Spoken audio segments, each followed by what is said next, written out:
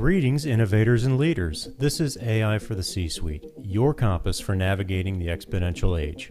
I'm your host, Chad Harvey, and we're here to bring you cutting-edge insights on AI tailored specifically for middle market organizations. Buckle up as we embark on a journey through the transformative world of artificial intelligence. Today, I am delighted to welcome Andy Hilliard, CEO of Accelerance. At age 26, Andy had a quarter-life crisis that changed the trajectory of his life. In an effort to find himself, Andy joined the Peace Corps in 1988. On assignment in Costa Rica, he fell in love with the culture and the woman who became his wife. The experience led Andy to dedicate himself to enriching businesses and individuals through valuable cultural exchange. As CEO of Accelerance, Andy helps companies find the talent they need to scale high-performing, globally distributed software engineering and product development teams. Andy and Accelerance travel the world assessing and certifying development partners with a proprietary matching system so clients can connect with confidence to the top 1% of outsourcing partners worldwide. The Accelerance team also helps clients optimize their outsourcing partner relationships through mutual understanding, communication, and effective management.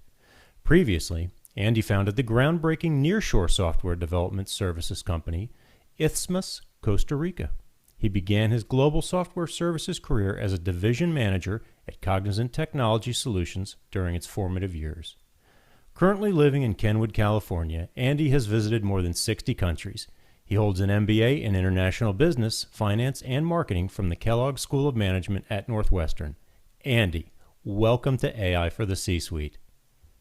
Thanks, Chad, for having me. I had forgotten I gave you that long introduction, and I kind of feel like I can leave now. Well, I'm intimidated. I'm not quite sure. I definitely know I don't want to ask you anything about finance or marketing, given that MBA from Kellogg University. So maybe we'll just skip to talking about your favorite watering holes. I don't know. Do that too. Oh, my gosh. So I'm very excited to have you here. I think that one of the things that folks are very interested in is the idea of offshoring and the intersection with AI, which is why we've got you on today. I've come across a number of folks that have asked me some version of the question, AI is going to obsolete offshoring. We'll just do it all with robots and automated processes and AI agents, et cetera, et cetera. But I don't think that is necessarily the case. You have been at the intersection of globalization and AI throughout your entire career, and I know that you see opportunity here. So maybe we could start and talk a little bit about how AI is specifically reducing costs in offshore development for middle market companies and where you see this all going. I'll give you a lot of rope here, so off you go. Sure. I'll take this wherever we take it, and then we can move on from there. So, Perfect. yeah, I've been in this industry now for 30 years, and I think we can all agree that the internet revolution came after the industrial revolution, and now we're in the midst of the AI revolution. And as someone smarter than me said, AI. Software is the future, and it'll continue to be leveraged by society as a whole. And when I began my journey, it was based on the fact that the vast majority of demand for software development far exceeded the supply of developers, especially domestically. Mm-hmm. And given my international baptism in the Peace Corps and travel before, my professional career and my postgraduate degree, I started to realize that there's, great talent everywhere. There's great people and everywhere, and there's great institutions of higher learning, and that was a path to provide these services that the demand was begging for. And especially having cut my teeth for 3 years or so. Working for Cognizant and seeing them grow to 100,000 people over the first 5 years, and seeing that, India was so centric to everything regarding software development. I just felt that small and mid-sized companies, which constitute 95% of the GDP of the U.S., also needed the type of access to talent and skills and and professionalism that exists outside the U.S. border. Really, Chad, even to this day, 85% of software developers live outside of the U.S. 15% are inside. So, my thought at the time, and it continues today during that initial internet revolution, is that there is great talent everywhere, and small and mid-sized companies deserve to have the same access, the same tools, the same talent, and the same cost advantages and expertise that large cap companies have. And as we progressed over the last 20 or 30 years, and we started realizing the potential of AI, this is just another chapter in that. Software is still developed by humans and by teams. The people aren't fully going away. AI is going to be alongside, and it is today in every aspect of the SDLC.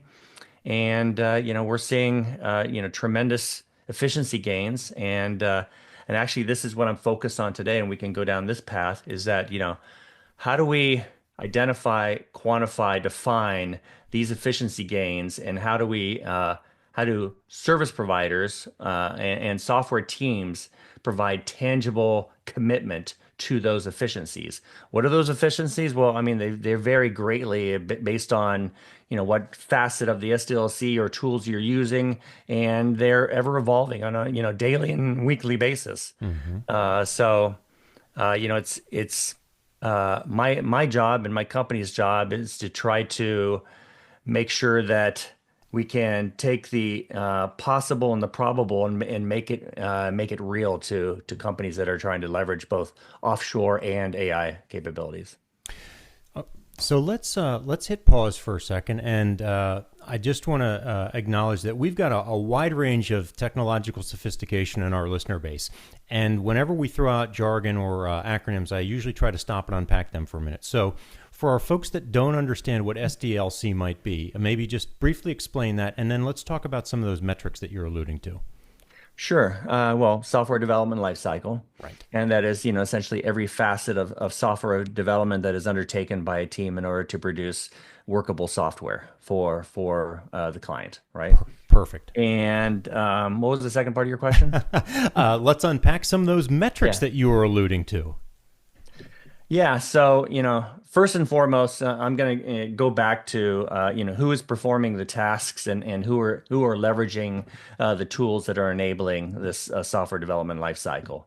And that is, the team, the right people from, developers and QA and business analysts and everyone involved in the description, definition, and then the integration of teams into the building of the software.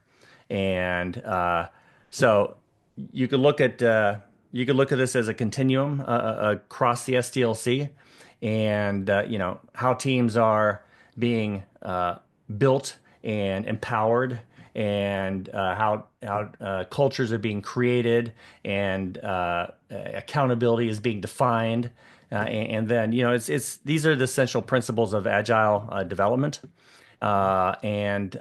First and foremost, I want to, before we go down the AI rabbit hole, I want to make sure that we're also defining who is using these tools and how are these tools being used within the context of a team developing software. So one of the things, Andy, that you've mentioned in our prep call for today's podcast was the ability to understand how a offshore team is, quote, AI first.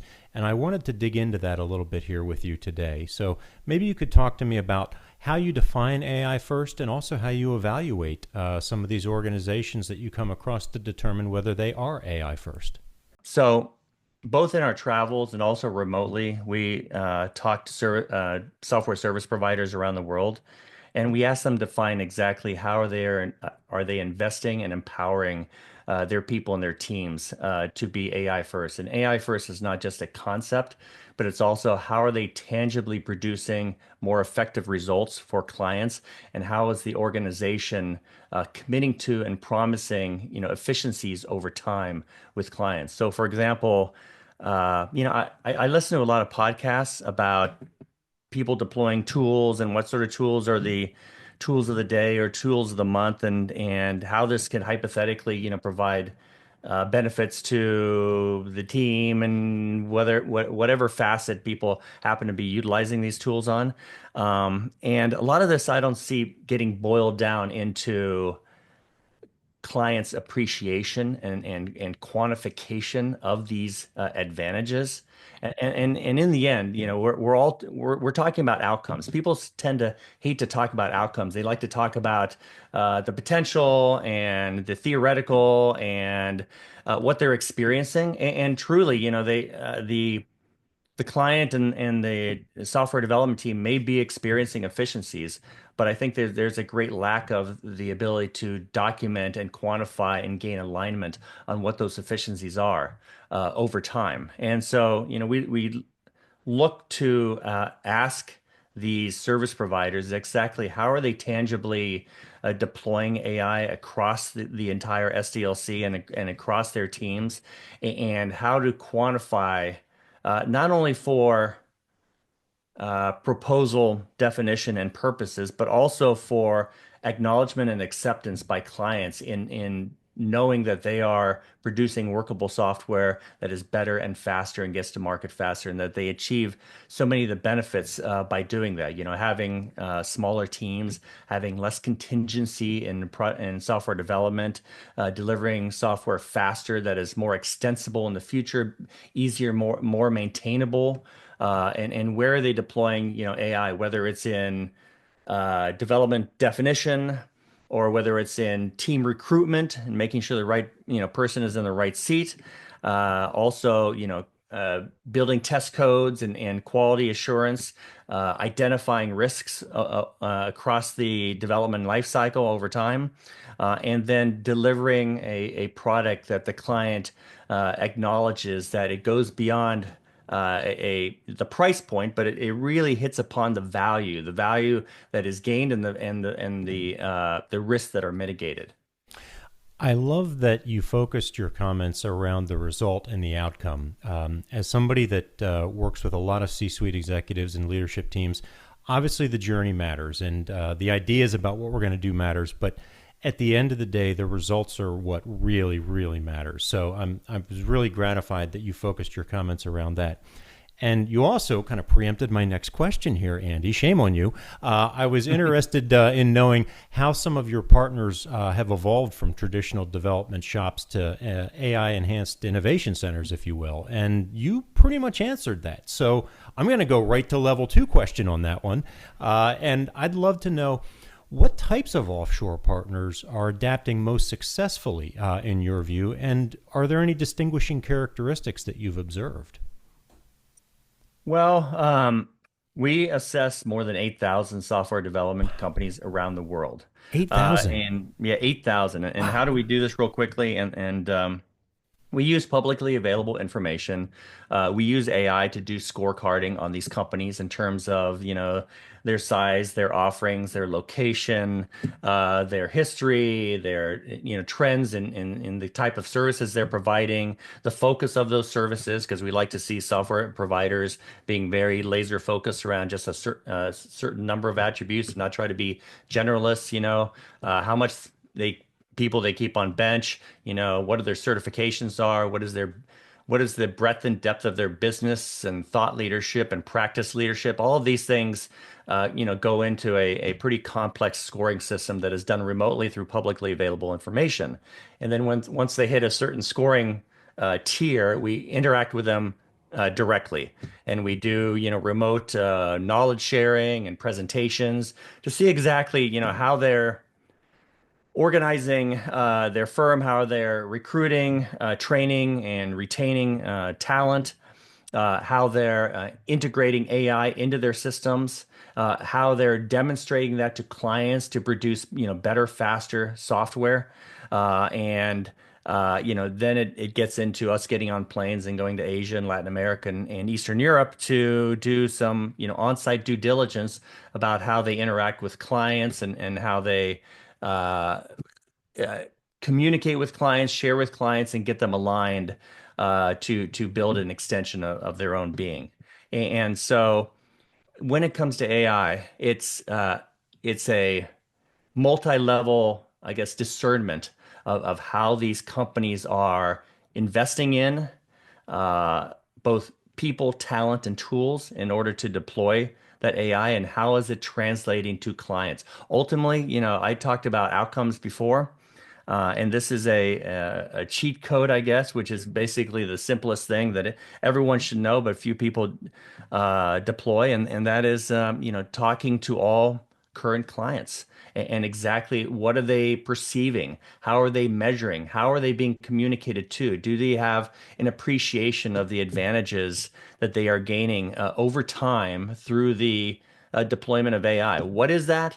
And it's a constantly changing landscape of tools and people, but the client should be able to immediately identify, appreciate, and in some respect quantify exactly what advantages they're getting out of that.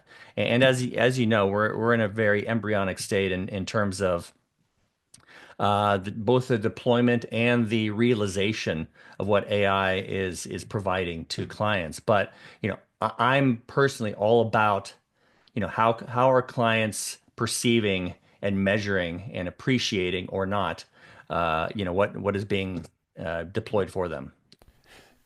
So that observation there and the word appreciating what's being deployed for them, I think lends itself to my next question, which is, do you see your clients appreciating the advantages? And do you see other clients facing maybe a competitive disadvantage if they don't appreciate this and if they delay integrating AI software development into their global teams?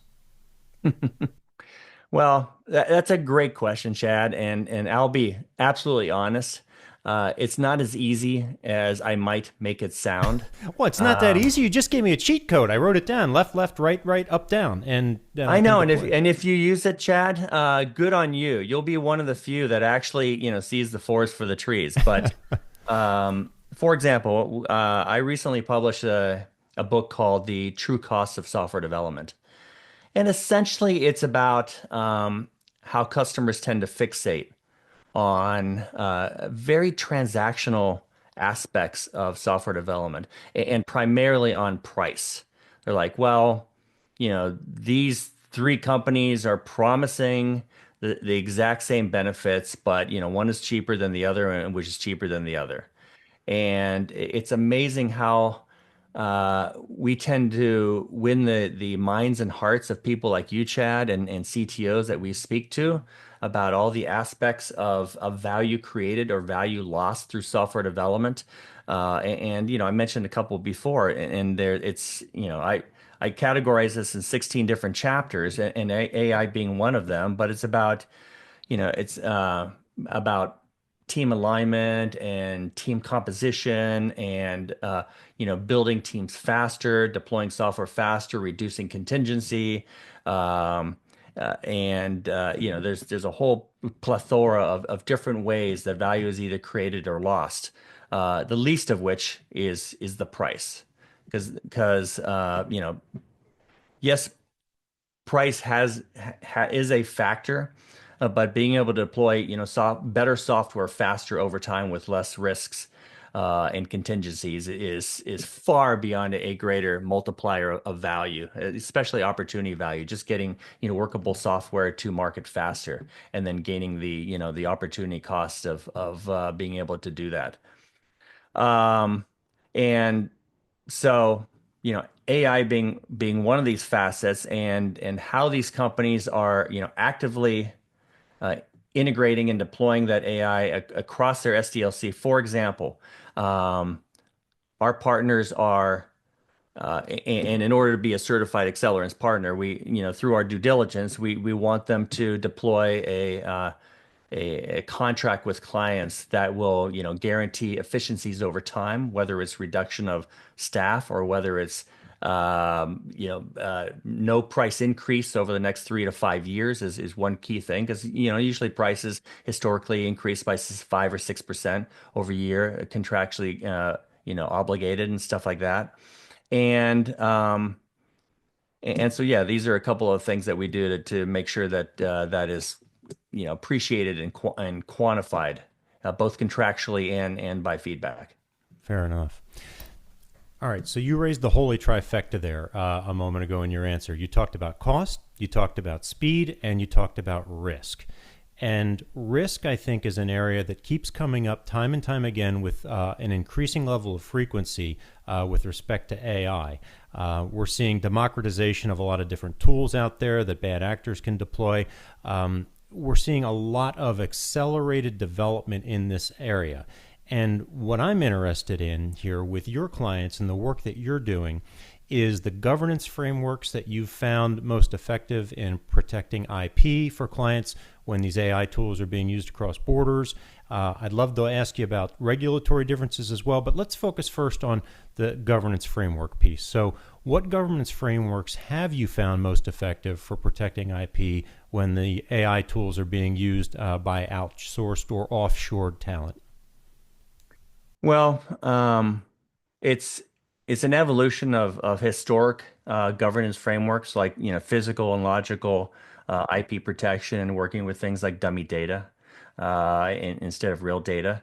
AI is introducing a lot of AI enhanced security, threat detections, and risk detection. So that is, these are things that are being used, more commonly these days. That is also, really important. Um, the having, very solid contracts. But what I'll take this conversation to is building a relationship based on credibility and trust. And going into a relationship. See, Americans tend to be very transactional. We tend to be very binary. Yeah, yeah, really, believe it or not. I mean, the majority of prospects that come to us and talk to us, and we talk to them about one-shoring and extended team models, and a lot of it goes on deaf ears. Or again, we win the hearts and minds of the CTO, but it can't be communicated to stakeholders and other people that are, deciding on budgets and approaches to software development, and they're all focused on price points and time to deployment and they think, just get started now and do that stuff later, and that stuff never gets done.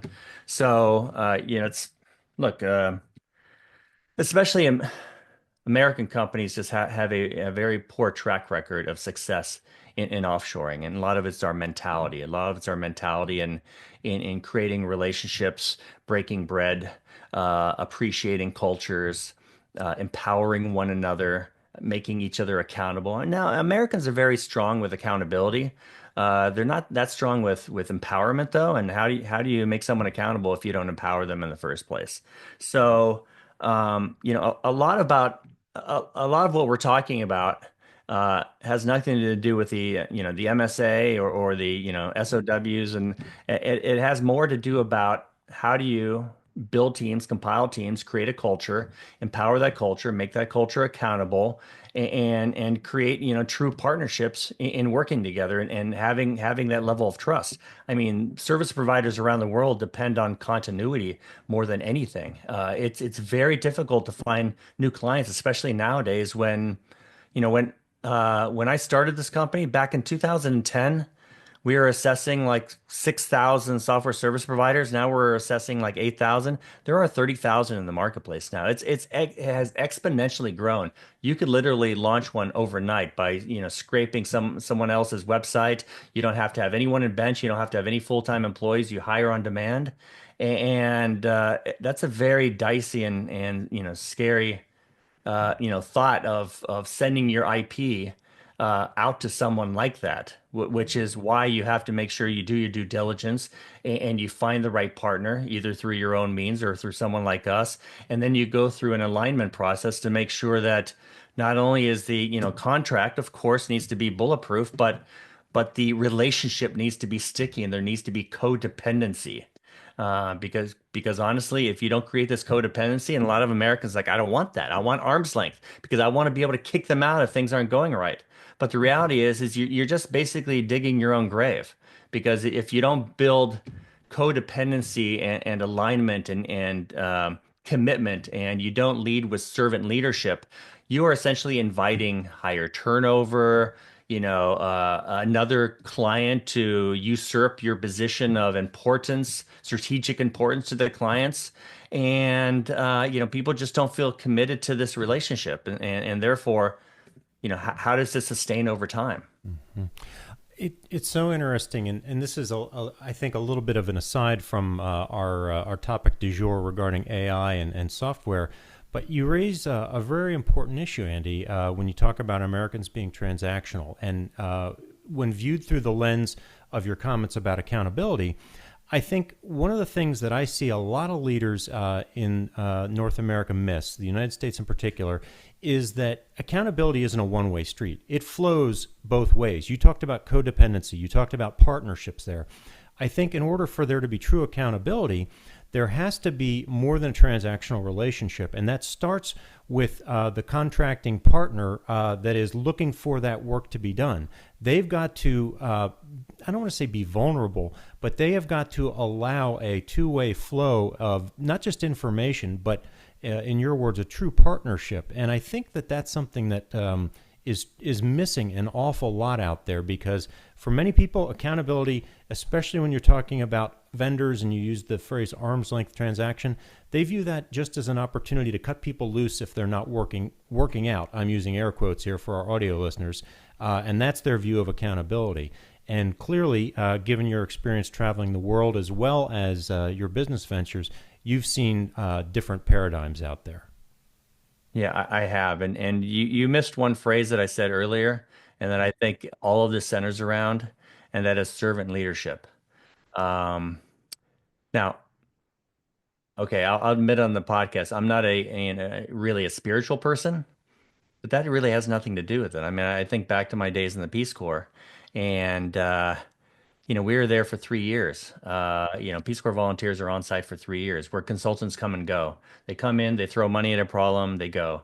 They give a man a fish instead of teach the person how to fish, right? But we're there, building our credibility and trustworthiness through how can I help the people around me, and I'm expecting nothing in return. But you know what? I get multiples in return by not expecting anything in return because I'm helping other people. And that's how you really break down barriers and create relationships. And that's how you differentiate yourselves from all of the other vendors that are basically just cracking whips and expecting results and firing people and screaming and complaining because it's never good enough, never good enough. When I think of bringing, clients and service providers together, uh, we not only look for service providers that are that really want to be servant leaders and really want to focus on solving problems and creating relationships, and they just want a handful of clients that they can keep for a long period of time in a harmonious, arrangement, and that everyone is happy, and drama is low and risks are low, and commitment is high, and empowerment is high, and where team members are actually hiring or recruiting other team members to match with the culture and the values of that team. And so therefore, recruiting costs are low, and turnover is negligent, and speed to hire is really fast. And you want to elevate your position in the prioritization list of clients based on low maintenance and high happiness and continuity. We do analysis with our partners on individual client P&Ls, and the profitability of a service provider is really driven not by how much they charge or how big the project is, but how risk-free and continuous, with low drama and just high constant commitment to one another, a relationship is. That really gets down when you look at the P&L. It's like that drives, and I communicate this to clients all the time, and I'm like, don't focus so much on negotiating, a dollar here or a dollar there, because that's really, you're being misled. Just the same as like pricing, looking at pricing, it is a red herring in determining value gained or value lost. It's about the relationship and about the commitment to one another, and obviously making sure that you select the right partner in the first place, but then really working on the relationship, and the relationship will bring back value in in multiples. Agreed. And you were absolutely right to call out my omission there and my failure to mention servant leadership in your remarks. I'm glad that you highlighted that, because I think there's oftentimes a misunderstanding of what that means, or a misapplication of servant leadership. And I see that there's an awful lot of folks that don't extend that same mindset or model of servant leadership to their vendors. They view it as an internal or a very close first degree stakeholder type of mentality, and not what you're expressing here. So kudos. I think I'd like to pivot a little bit. And since you opened the door, you mentioned your service in the Peace Corps. I'd like to talk about how your background in the Peace Corps, and I think this is also reflected in your recent book, where you talk about cultural exchange, and you place an emphasis on that. And how does cultural understanding and exchange, building upon what you were just talking about, how does that play out when we're talking about successful implementation with globally distributed teams? It doesn't matter if we're talking about AI or traditional software development, but that whole cultural sensitivity and cultural exchange idea, I think, is very, very much a through line with a lot of what you're talking about here. So I wanted to hone in on that just for a few moments. Sure, sure. Well, as I mentioned before, it based on what globally distributed teams are used to in the world, and more specifically with American clients, just demonstrating that you're spending the time and effort, if not the physical presence, in building the team, in listening and understanding, and breaking bread and sharing experiences together. When I built this company, and this is another secret cheat code, is if you want to get the best team that has the best stickiness and the best continuity, and will be producing the best results over time, show them that you care. I'm like, do I have to? Well, yeah, again, if you want great results, you really have to, get on a plane. And actually, to this day, I still say, like, when you go, spend more time on the road, whether you're spending it on domestically on the road or internationally on the road, spend more time on the road. I'm seeing in this dawn of AI that the people that are succeeding the most are the people that are getting out of their seat, getting out from beyond, their Gemini or ChatGPT or whatever it is, and forcing, again, you have internet on the plane, you can still be connected to your addiction. But the truly successful ones are the ones that I've never been traveling more in my life than I am now. I'm interfacing more in my life. And even our company, we're getting away from things like Google Ads and retargeting, and we're doing, in-market, micro events with CTOs, and just talking about problem solving and sharing and breaking bread. And that's the same exact principle we do with, international teams.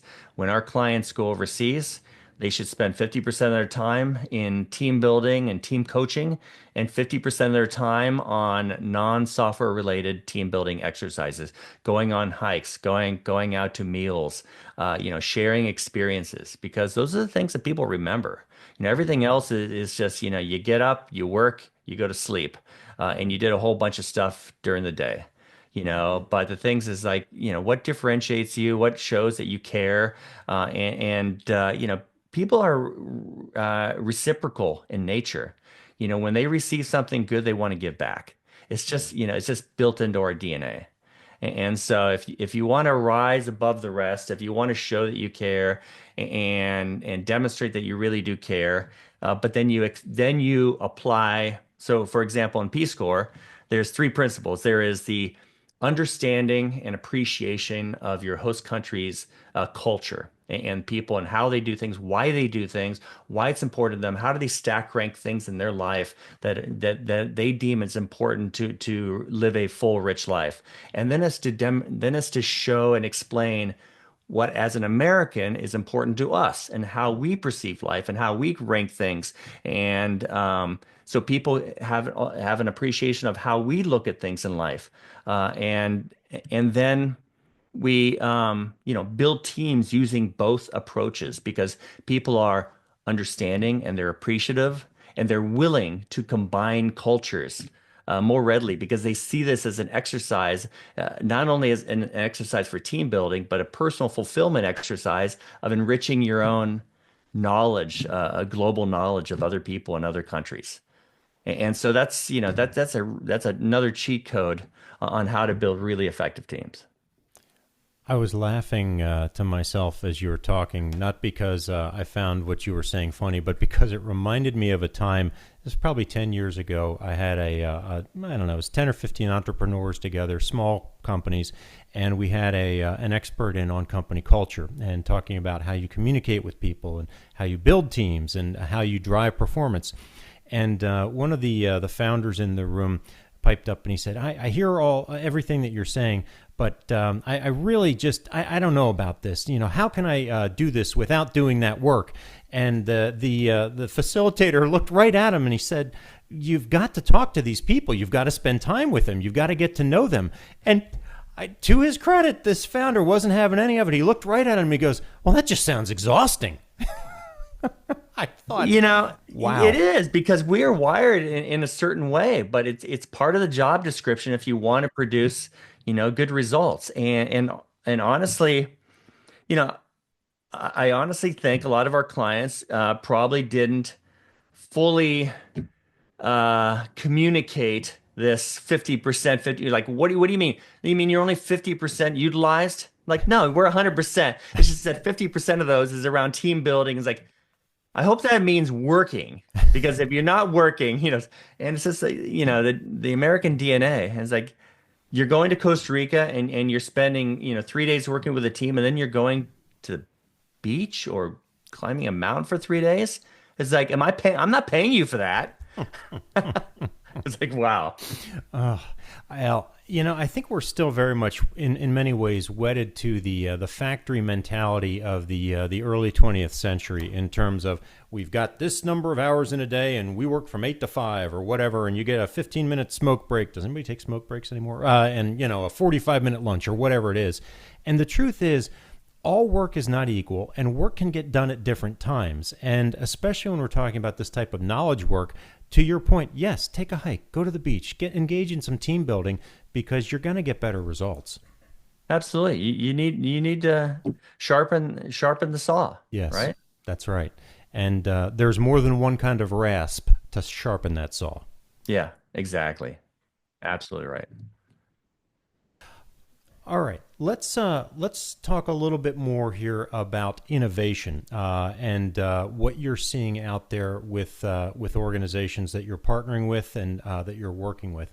So, I think that there's a number of paths to success for companies out there, but let's just cut through and get right to the heart of it and ask, how are companies using generative AI to innovate, and are they able to leverage offshore partners to accelerate their innovation in your experience rather than just using these offshore partners to cut costs? Because I think that is an area that gets overlooked an awful lot. Oh, definitely. Yeah. So go ahead, run with that ball. Yeah, for definitely. A second. And let me sort of define because a lot of the listeners here may be thinking offshore is finding bodies, staff augmentation. Right. You can go to many platforms out there and compile a bunch of individuals in different places that with great resumes supposedly because now everything is smoke and mirrors and 30,000 service providers are producing perfect marketing content overnight in perfect English, but Right. and they may have one individual that has a grasp of communication, and then behind it is a complete house of cards.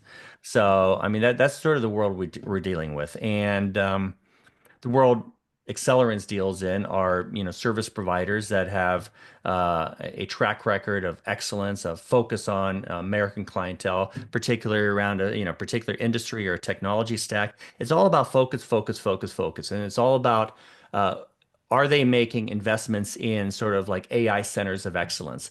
What does that exactly mean? How does that center of excellence, how is that led? And what are they, how is this center of excellence then interacting with teams and deploying tools and processes for those teams in order to make, every aspect of the SDLC more efficient? And that's a huge difference between just pure staff augmentation. Because staff augmentation, you're relying on your own knowledge and skills to organize, which is very difficult. It's like organizing cats. If you're organizing individuals, very difficult.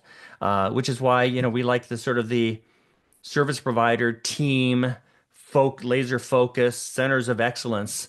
It all boils down into an investment of time, energy, and money into making sure that the processes are led by investment and leadership and organization. So, that's, I mean, does that sort of Yeah, answer the question? I think it does. I'm interested too. Without revealing any client information, are there any particular instances or examples that come to mind as kind of a pinnacle of that that you've seen over the last several years? Well, currently we have about 65 current clients, and each of them are in a process, an evolution of testing and learning and quantifying and hopefully appreciating, the benefits that are coming out of this, evolution and introduction of different processes and tools, leveraging AI across the entire, development life cycle. And we get anecdotal comments from our clients about, yeah, this is great. We're learning a lot. I think that the key to this conversation we're having right now is we are in a very embryonic, fast-moving state of defining what value is in the future and how to increase that value through the deployment of AI. And so it's really a collaborative exercise between the clients and the service providers in testing, trying, measuring, appreciating, and then retesting and redefining and continuing this process. So it's not something that is necessarily fixed in time and in value. It is a sort of a continual process. I think that's fair. I know that you're also very interested in industry-specific solutions, and we don't need to necessarily talk about the technical component in terms of an AI solution per se, but I am interested, given the work that you do across so many different sectors with different industries and their global teams, how you're seeing different sectors leverage AI capabilities from offshore teams. And are there any industries maybe that are seeing better results than others as a result of this? Uh, I don't think I could answer really, specific industry Yeah. sectors that are seeing better results. I see everyone leveraging AI Hmm. continually, whether it's from business users or functional users, whether it's, marketing, of course.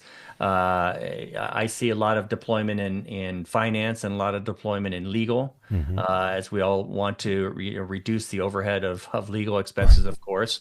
Um, but, also I'm seeing a pretty general uh, adoption of AI across all industries in terms of what everyone is looking for, and that is the requirements definition, risk definition, coding, QA.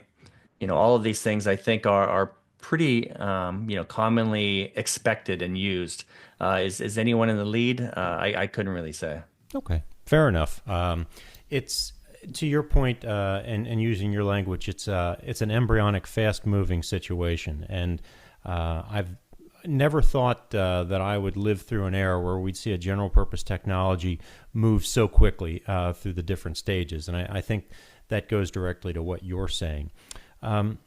So when you talked about some of those different sectors, though, in your answer, it made me think a little bit about middle market companies and the fact that a lot of times these companies do need fairly sophisticated solutions, but they lack the resources of some of the larger enterprises out there. Do you have a strategy or a go-to set of levers that you recommend they pull to leverage offshore talent without overextending their already constrained resources? Well, I mean, they're really not they're not extending their own resources if they leverage offshore teams Hmm. and companies that happen to specialize in their industry subject matter expertise, their technology stack expertise. What you're trying to do is you're essentially trying to lease both, experience and leadership and expertise from the, software development leadership perspective. Hmm. Um, Now, Accelerance also has its own domestic force of industry leaders and also technical leaders, primarily the interface between an offshore development firm and a client, in terms of like product management, product ownership, program management, solution architecture, because a lot of that is the critical communication, the glue between like the offshore engineering. But we also rely on our software development partners to have a higher level of business leadership and technical leadership and process leadership to essentially augment what a small or mid-sized company either can't afford or just doesn't have in house or just doesn't have the bandwidth to have themselves. Again, I get back to the first sentence in this podcast. 85% of the talent is outside of the U.S. So clients shouldn't feel necessarily a need to bring in-house what is not a truly a core competency of theirs. There's plenty of talent out there, and it's difficult to find, sure, but it is out there. Wasn't that the X-Files motto? No, that was the truth. The truth is out there. So is the talent. All right.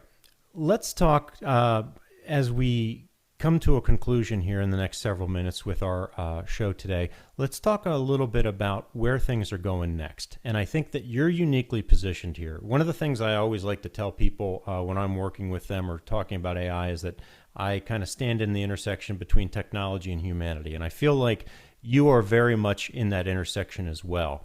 And you founded the company in 2010. You've seen quite a bit.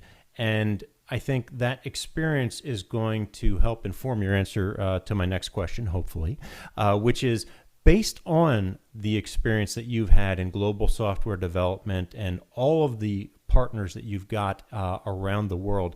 How do you see AI being driven forward, and how do you see it impacting offshore development over the next half a decade or so? And to that end, is there anything that a middle market executive should be thinking about or preparing as a result of your future casting? So no Yeah. pressure. No, yeah, no pressure. That's a great question. And I'm gonna um it may sound like a contrarian answer, but I also think it's a risk mitigating answer. Okay. And that is we are at an intersection of the last revolution, which will always continue to take place, which is the globalization. There's great people everywhere, great talent everywhere. If you're not leveraging that, whether it's today or 10 years or 20 years from now, you're missing a major component. Your competitors are leveraging it and you're not leveraging it. So get used to doing that, learn about it, and learn how to do it correctly. Okay. AI is also here, and that is going to continue to evolve at an exponential pace for the foreseeable future. And you have to use that too. But my contrarian answer is it has to be human first and AI second, because there's a lot of inherent risk, whether it's through IP or whether it's through misuse or whether whatever nefarious or poorly organizational deployment is lurking out there. It has to be based on people managing the use of AI and how that impacts the company and being good stewards and creating a culture that is not based on borders or time zone alignment or cultural alignment. Creating a human first management of the huge potential that is AI. And so I guess I'm gonna leave it at that high level because there's so many aspects of the use of AI, but I'm a big proponent of go slow to go fast. You Mm-hmm. know, uh, there are certain things you have to do. You have to go global, or else you're going to lose the competitive race. And you also have to use AI. But don't think. And again, this gets back to the American culture.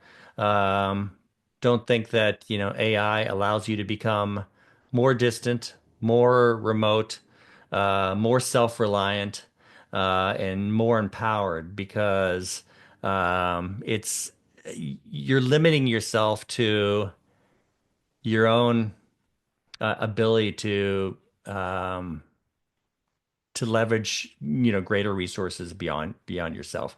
Where we it AI is a great attractive element to become even more insular and more transactional and more binary because you let the tool do all the work for you.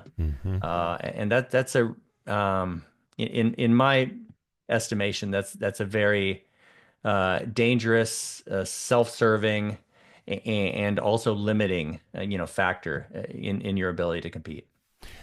I think that that is a profound insight, and it goes directly to one of my observations, which is colored by a belief. One of my observations and a belief that I hold is that AI has the potential, and I stress the word potential, to make us more human, not less human. But as you've just articulated, there is a flip side to that coin if you choose to go the other direction. And I think that that is I think that that is a very profound insight, and I wanted to make sure I stressed that for our listeners. So thank you for articulating the human-centric or the human-first approach there, Andy. Well, look, I'm speaking on my own behalf, maybe on yours, and I'm sure a large segment of the audience is that I'm a very curious individual, and I love to do a lot of research, and I am on AI. I feel like 70% of my day. Yeah. Because there's so much to learn and it's so cool. But I also realize that it's also uh, potentially dangerous to my relationships and leveraging other people. And I got get back. Software is a team sport, and it's about bringing people together, and it's about balancing what tools and resources you use to not only develop software, but to develop relationships that can develop workable software over time with continuity and consistency and high quality. And AI is kind of like a drug. It's very sexy and it's very alluring. And I think we need to just accept it, bring it in, but use it, responsibly. I can't think of a better note to end on than that. Absolutely fantastic. Wonderful having you with us today and sharing your insights with us. For our listeners that would want to learn more about your work, maybe read your book, get in touch with you or your company, what's the best way for them to do that? Oh, thanks, Chad. I can be reached at andy@accelerance.com. And that's also the website. And yeah, I appreciate anyone reaching out, and I'd be more than happy to share my thoughts and hopefully help. Very good. And as the Tappet brothers from the NPR show of long ago used to say, send us send us a signed $20 bill and we'll get back to you. I assume somebody can do that to get a signed copy of your book as well? Yeah, absolutely. They sure can. And I appreciate the reference to the Tappet brothers. I used to listen to them religiously. That's a Wayback Machine callback. I'm glad you got that reference. So thank you. I knew you were a kindred soul. That's how old I am. Oh my gosh. Yeah, aren't we all? All right. Andy, thanks again for sharing your insights with us today. This was just wonderful, and I appreciated all of your time. Thanks, Chad. And for our listeners, thank you for once again tuning into AI for the C-Suite, where we're committed to helping middle market leaders thrive during the exponential age. If you found value in today's discussion, be sure to subscribe to our podcast, follow us on all the socials, and visit our site, aiforthecsuite.com. Join us next time as we continue to unlock the potential of AI for your organization. And until then, keep your algorithms running, your leadership evolving, and your AI in check. Take care, everybody.